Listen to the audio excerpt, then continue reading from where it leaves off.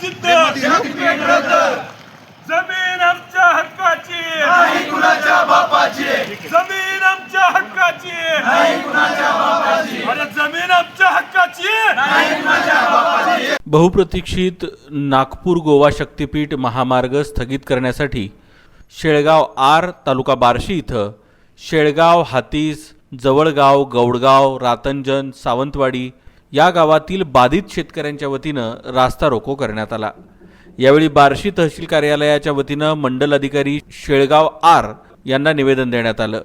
या ठिकाणी वैराग पोलीस ठाणे यांच्या वतीनं चोख बंदोबस्त ठेवण्यात आला होता. विनंती आहे, आमची जमीन जशीच्या तशी, आम्ही पुढच्या पिढीला काहीच दुसरं देऊ शकत नाही, आम्ही जास्त काय मिळवून देऊ शकत नाही शेतकरी म्हणून. तर जशी जमीन आमची आली आहे तशी आमच्या फक्त पुढच्या पिढीसाठी देण्यासाठी ठेवावी आणि हा महामार्ग रद्द करावा, कारण आमच्या खाण्यापिण्याचा प्रश्न उपलब्ध होऊ शकतो. एवढीच आम्हाला तुमच्या माध्यमातून शासनाला विनंती आहे. सरकारने भूसंपादन करण्याची घोषणा केली, भूसंपादनाला देखील जे आहे ते अधिकारी बांधावरती येत आहेत, काय सांगा? हा तर मुळात शेतकऱ्यावर फार मोठा अन्याय आहे. कारण काय माहिती आहे का, शासनाने 1955चा सक्तीचा भूसंपादनाचा कायदा लावून अगदी इंग्रजी मानसिकता, इंग्रजांची जी मानसिकता होती, जी मोगलांची मानसिकता होती, जी मोगलाई होती, ती आधुनिक मोगलाई आणायचा खरोखरच प्रयत्न लावलेला आहे.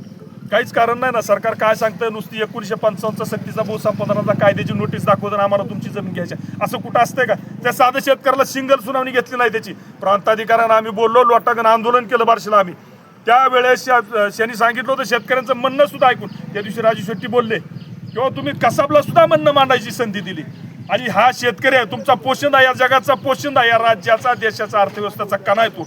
त्या शेतकऱ्याला साधी सिंगल नोटीस किंवा त्या शेतकऱ्याचं छोटंसं म्हणणं सुद्धा हे सरकार ऐकून घ्यायला तयार नाही. फक्त 1955च्या कायद्याचा धाक दाखवून आणि पोलिसी बळाचा वापर करून यांना जमिनी घ्यायच्यात आणि त्या कंत्राटदारांच्या घशात घालायच्यात, एवढा अतिरेक या शासनाने चालू केलेला आहे. याच्या पुढे जर अधिकारी भूसंपादनासाठी आले तर काय करणार?